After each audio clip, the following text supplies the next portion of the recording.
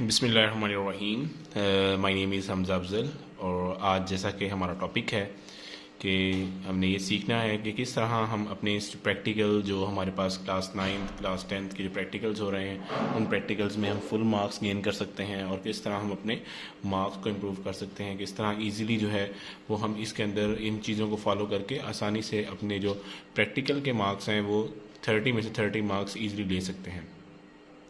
तो हमारे जो प्रैक्टिकल्स हैं, जैसे कि हमारा थ्योरी के जो सब्जेक्ट्स हैं, जैसे कि हमारे पास फिज़िक्स है, केमिस्ट्री है या बायोलॉजी है, इसमें हमारे पास 30 मार्क्स का प्रैक्टिकल होता है।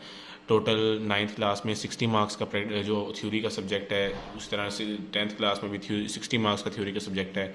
तो 60 और 60 120 और 30 नंबर का प्रैक्टिकल, तो ये टोटल 150 नंबर का सब्जेक्ट है। फिज़िक्स है, केमिस्ट्री है, बायोलॉजी है। हम स्टूडेंट्स को कुछ बातों का नहीं पता होता जिसकी वजह से वो गलतियां करते हैं और प्रैक्टिकल के जो मार्क्स है उसी वजह से कट जाते हैं। तो आज मैं आपको गाइड करूंगा कि वो कौन कौन से टिप्स हैं जिन टिप्स को यूज़ करते हुए आप अपने इस प्रैक्टिकल में पूरे नंबर ले सकते हैं। तो उसको आपने केयरफुली सुनना है, मेरी बात को मैं कोशिश करूँगा कि कम वक्त में उन तमाम चीज़ों को सम अप कर दूँ। देखिए नहीं, हमें पता है कि जितने भी प्रैक्टिकल हैं, चाहे वो फिज़िक्स है, केमिस्ट्री है, बायोलॉजी है, कंप्यूटर का प्रैक्टिकल 50 नंबर का होता है।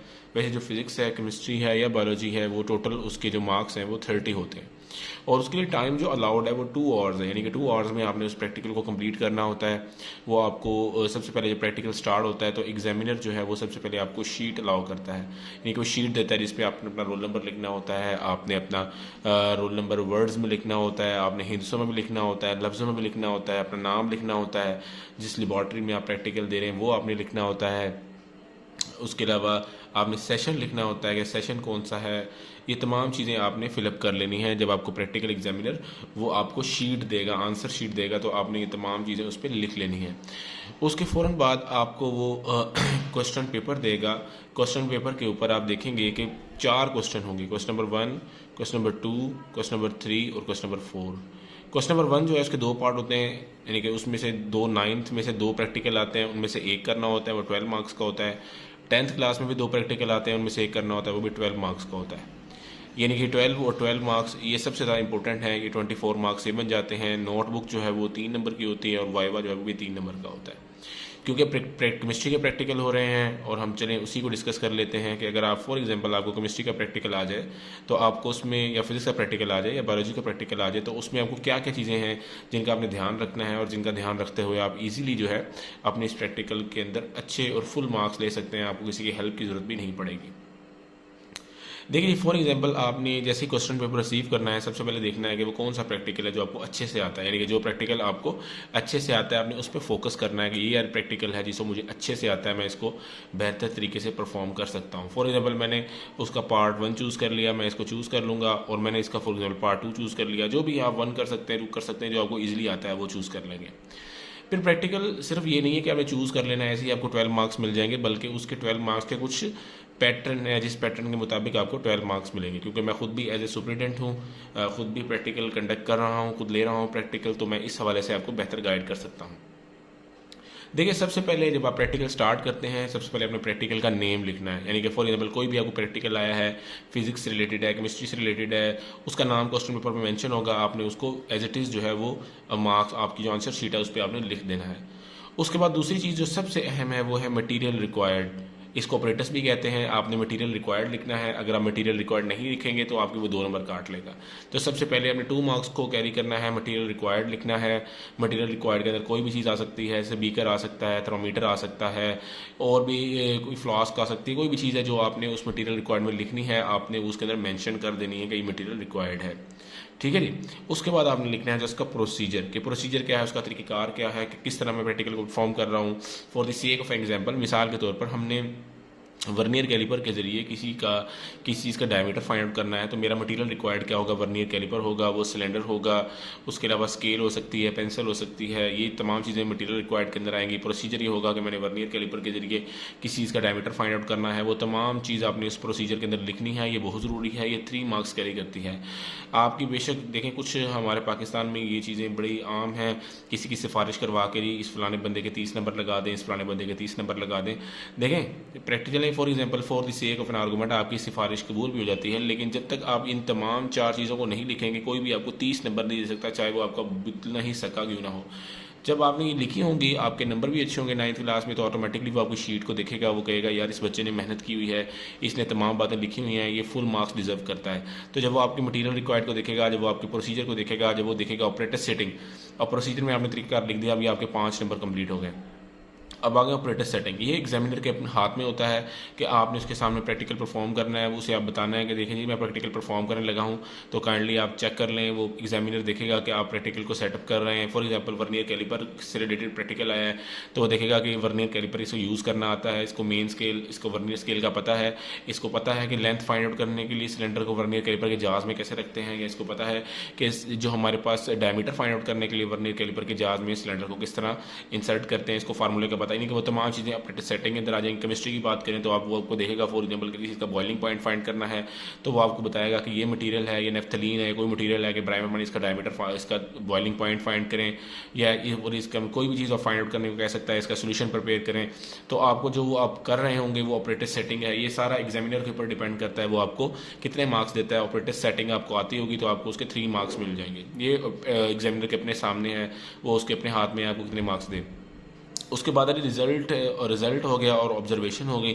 ये बड़ी ज़रूरी है कि आपने कोई प्रैक्टिकल परफॉर्म किया है, प्रैक्टिकल परफॉर्म करने के बाद उसके रिजल्ट्स क्या हैं। फॉर एग्जांपल आपने किसी चीज़ का डायमीटर फाइंड आउट किया वर्नियर कैलिपर के जरिए, तो आप लिखेंगे the diameter of this cylinder is this centimetre और दिस मिलीमीटर।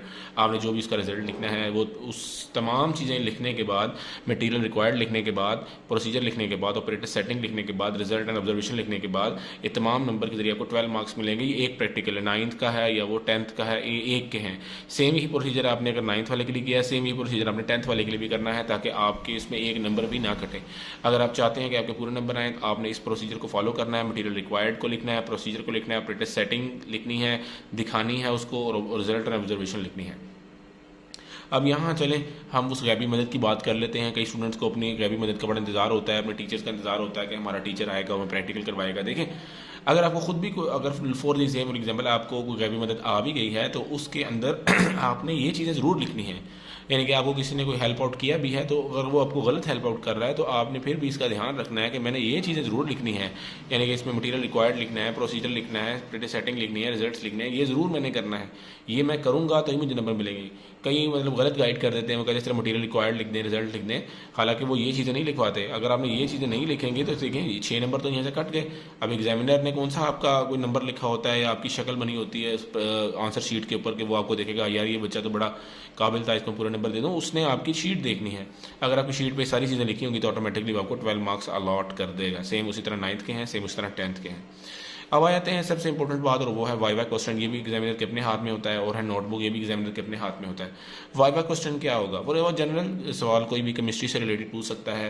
यानी अगर केमिस्ट्री का प्रैक्टिकल है तो आपसे पूछ सकता है कि मैटर क्या है, एटॉमिक नंबर क्या होता है, मैस नंबर क्या होता है, AMU एटॉमिक मैस यूनिट क्या होता है, बताएं एनर्जी क्या होती है, इलेक्ट्रोफिनिटी क्या होती है, या फिजिक्स क्या है तो आपसे पूछ सकते हैं वर्नियर कैलिपर्स क्या होता है, वर्नियर कैलिपर का लीस्ट काउंट क्या है, या आपसे कोई भी जनरल क्वेश्चन फिजिक्स से रिलेटेड, जनरल क्वेश्चन केमिस्ट्री से रिलेटेड, जनरल क्वेश्चन जो है वो आपके बायो से रिलेटेड कर सकता है। उसकी भी आपने प्रिपरेशन करनी है। 9th और 10th आपने दोनों बुक्स को पढ़ा है, इसको बेहतरीन तरीके से आपने प्रिपेयर करना है।